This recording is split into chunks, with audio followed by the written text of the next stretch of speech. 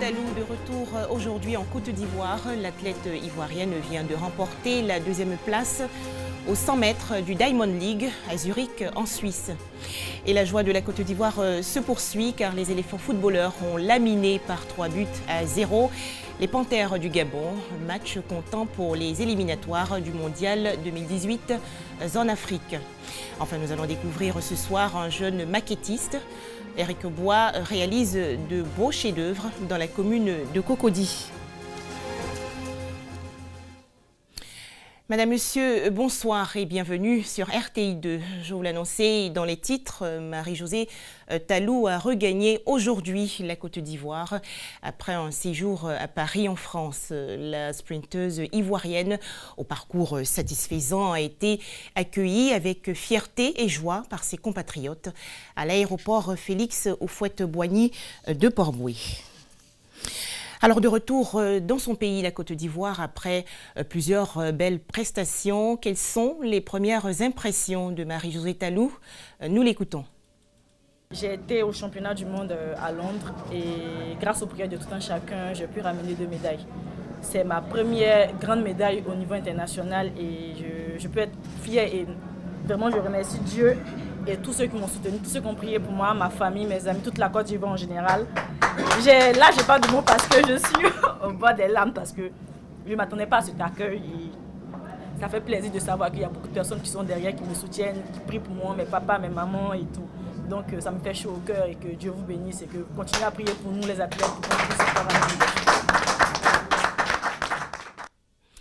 Marie-Josée Talou qui continue de représenter dignement son pays, la Côte d'Ivoire. La sprinteuse ivoirienne a remporté récemment la médaille d'argent sur 100 mètres au meeting Diamond League à Zurich en Suisse.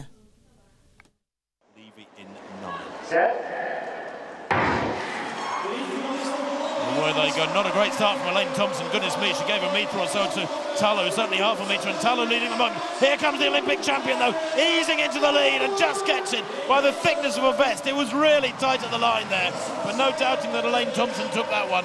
10.93. Talou gave everything, the athlete from the Ivory Coast.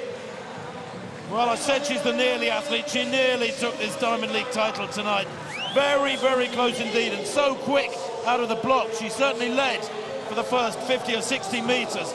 And then Elaine Thompson, with that beautiful languid style of hers, just eased up alongside and indeed eased an inch or two into the lead. 10.92 for Thompson to 10.93 for Talou, with Okagbare in third place. Autre discipline sportive ce soir, le football, avec les rencontres des éliminatoires du Mondial 2018 zone Afrique. 3-0 en faveur de la Côte d'Ivoire. Un but de Max-Alain Gradel et 2 de Seydou Doumbia à la seconde période de jeu. Les éléphants de Côte d'Ivoire étaient aujourd'hui aux prises avec les Panthères du Gabon. C'était à Libreville, la capitale gabonaise. Oh, il peut décaler, et ça peut être un ballon de but. Oh, il peut frapper du gauche, il frappe. Il frappe, c'est l'ouverture du score. La Côte d'Ivoire ouvre le score à la 53e. C'est Max-Alain Gradel qui signe son retour au sein de l'équipe ivoirienne et qui permet à ce public ivoirien de mener 1-0. Là, Kwasi Gervais, sur une accélération, il est lancé. Il a servi Doumbia, peut-être le 2-0. C'est magnifique. Voilà la Côte d'Ivoire qui fait le break. Sur ce ballon bien donné dans l'espace, Doumbia Seydou, je parlais de ce garçon, oui, il porte le score à 2-0 tout à l'heure. Il s'est manqué sur ce centre de Serge Aurier, mais ce ballon que lui donne Yao Kwasi Gervais est un ballon magnifique, avec surtout la Bista. Mais quel ballon piqué par Doumbia Seydou, 2-0. Yao Kwasi Gervais. Yao Kwasi Gervais, quand il est lancé, il est pratiquement inarrêtable. Le centre arrêté de Yao Kwasi Gervais. Attention, le ballon du 3-0. Encore Doumbia Seydou. Le doublé de Doumbia Seydou. Qu'est-ce qu'il respire, la grande forme. L'attaquant du Sporting Portugal. Il permet à la Côte d'Ivoire de mener 3-0. Et à ses coéquipiers d'esquisser un autre pas de danse. Champion Doumbia de 3-0 pour la Côte d'Ivoire. Première victoire de Marc Villemotte. La Côte d'Ivoire reprend encore. Allez, un tout autre sujet à présent. Il est très habile de ses mains. Éric Bois, c'est son nom, réalise de nombreuses maquettes dans la commune de Cocody. Il manie le bois avec ingéniosité. La basilique Notre-Dame de la Paix, la tour Eiffel et des maisons miniatures constituent ses chefs-d'œuvre. Herman Yamien l'a rencontré. Maquette d'une basilique, d'une maison en duplex et de la tour Eiffel. Ces œuvres sont de Éric Bois. Passionné d'architecture, Éric le savant des maisons, comme il aime se faire appeler, s'est spécialisé dans la fabrication de maquettes. Ça fait plus de 3 ans ici dedans. Je ne l'ai pas appris, je ne suis pas né avec, mais j'ai demandé à Dieu, et Dieu a ouvert mes yeux, où Dieu arrive à improviser les maquettes des maisons. C'est sous cet arbre qui lui sert d'atelier qu'Éric Bois tire son inspiration. Bien qu'il ait appris sur le tas, Éric fait des merveilles. Il parvient à fabriquer entre 4 et 5 maquettes par mois. Je pense et puis il réalise la maison en maquette. Mais avant de faire ça en maquette, il trace ça d'abord sur une feuille. Puis maintenant, j'étudie le plan. Puis il fait ça maintenant en maquette. Il y a des maquettes, il prend une semaine. Il y a des maquettes, il prend 4 jours. Il y a des maquettes, il font au moins 2 semaines. Les créations d'Éric Bois sont beaucoup appréciées par la population. Selon lui, les commandes ne manquent pas. Il y a des gens qui s'intéressent. Il y a des gens qui prennent mes maquettes pour aller étudier, pour réaliser ça en une maison réelle. Et puis, il y a d'autres aussi qui prennent ça pour aller décorer les maisons en attendant qu'ils n'ont pas les moyens pour construire. Et puis, je peux rendre aussi en veilleuse. Bon, sinon, mes clients aussi sont les blancs. Les noirs aussi achètent ça. Mais les noirs, ça ne les intéresse pas plus, quoi. Dans le mois, ils peuvent vendre au moins 4. Parce que chaque semaine, il doit finir une maquette. Chaque semaine, il doit finir une maquette. Donc, il m'arrange pour faire 4 dans le mois. Grâce à cette activité, Éric le savant des maisons réussit à se prendre en charge. Une maquette de maison, ça peut coûter 60 000 à débattre, dernier prix 50 000. Il y a d'autres qui prennent ça à 40, 45. Mais comme il veut me faire connaître, ce que le client dit là, c'est ça, il marche. C'est grâce à cette activité qu'il arrive à payer ma maison. Le vœu d'Éric Bois aujourd'hui est de bénéficier d'une formation pour parfaire son art. Il veut aussi aider les jeunes qui sont intéressés par la fabrication de maquettes. Pour cela, il se dit disposé à les accueillir. Voilà, revenons, si vous le voulez bien, sur la Tabaski 2017 en Côte d'Ivoire. Événement célébré hier avec ferveur par la communauté musulmane. Les temps forts de l'Aïd el-Kébir 2017 dans la commune d'Adjamé et à Bouaké, dans la région de Bouaké. Les fidèles musulmans de la mosquée Majid Nou Al-Yakin d'Adjamé Bromakoté ont aussi prié Allah à cette célébration de l'Aïd el-Kébir. L'imam Tieno Saad, dans son sermon, a invité les musulmans à cultiver la solidarité, la fraternité et surtout la cohésion entre les différentes communautés qui vivent en Côte d'Ivoire. Pour lui, c'est en adoptant de telles attitudes que la Côte d'Ivoire pourra véritablement amorcer son développement. L'imam Tieno Saad a aussi demandé aux fidèles musulmans de s'inspirer de la foi d'Abraham pour se rapprocher davantage d'Allah. L'imam n'a pas manqué de prier aussi pour les autorités du pays afin qu'ils soient toujours bien éclairés dans leurs actions. À la mosquée Salam du quartier Kamounoucro, la traditionnelle prière des 2 rakats a été observée par les fidèles musulmans. Au cours de son sermon, l'imam Kone Yaya a entretenu ses coreligionnaires sur l'acte de dévotion et de foi d'Abraham à Allah.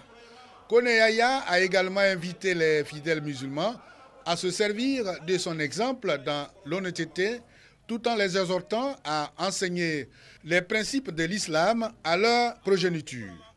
La prière à la mosquée Salam a pris fin par des bénédictions en faveur de la paix et de la stabilité en Côte d'Ivoire, puis l'immolation du bélier du sacrifice. Mosquée Yassine du quartier Air France 2 de Bouaké.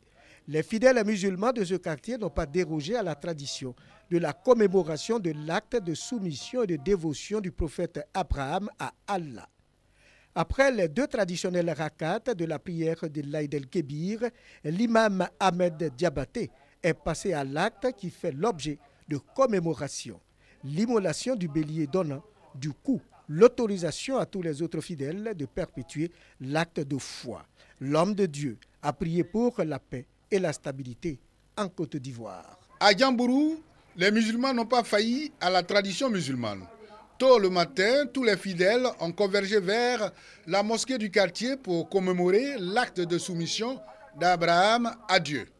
Après les 2 rakats, dans son sermon, l'imam Bakari Konaté a insisté sur la foi d'Abraham, les exhortant à demeurer comme lui. L'imam de Djambourou a également prié pour les autorités et pour la paix en Côte d'Ivoire. L'Aïd el-Kébi constitue la grande célébration des fidèles musulmans. Elle marque la fin du Hajj, 5e pilier de l'islam.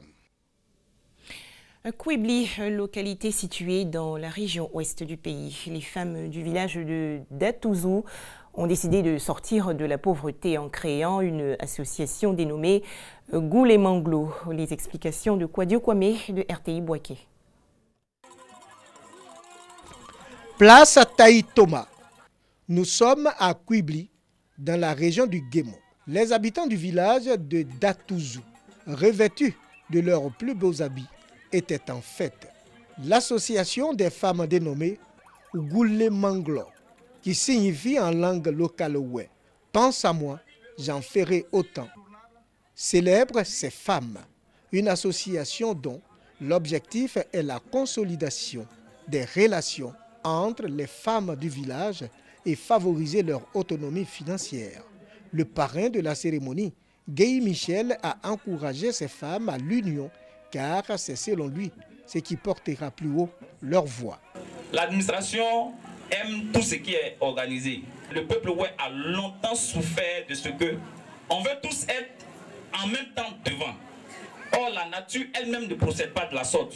Il y a toujours quelqu'un devant qui conduit un groupe, mais qui écoute les conseils de ce groupe-là, afin que le bénéfice puisse revenir à l'ensemble. La présidente du comité d'organisation, Flé Joël, a salué la bravoure de ces femmes rurales et souhaité le soutien de la première dame, Dominique Ouattara, aux femmes de Datouzou. Cette cérémonie a également été le lieu d'investir officiellement Dame Leyo Massangué, en qualité de présidente de l'association qu'elle a elle-même créée. C'était en présence des autorités et cadres de la région. Enfin, en Roumanie, les populations pauvres de la région nord-est et privées d'électricité bénéficient d'une aide. En effet, une organisation non gouvernementale sillonne le pays depuis 5 ans et installe des panneaux photovoltaïques sur les maisons et écoles non raccordées. Voilà, très bonne soirée à tous sur RTI2.